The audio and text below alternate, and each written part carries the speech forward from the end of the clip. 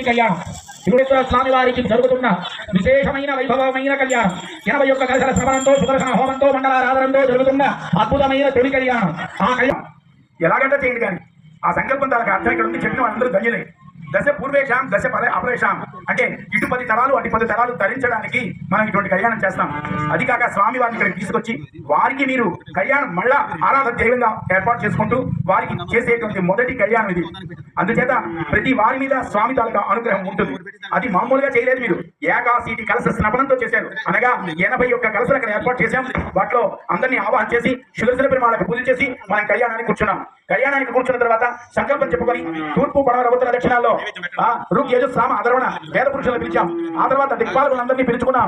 ఆ తర్వాత కళ్యాణానికి తగినటువంటి ఏర్పాట్లు చేసి కన్యాదాన సంకల్పాన్ని చెప్పుకున్నాం. కన్యాదాన సంకల్పం చెప్పుకొని మహాసంకల్పం చెప్పుకొని ఇప్పుడు సుముహూర్తానికి దగ్గరైంది. జీలకర్ర బెల్లం పెడతారు. దానికి తగినటువంటి ఏర్పాట్లు చేస్తున్నారు.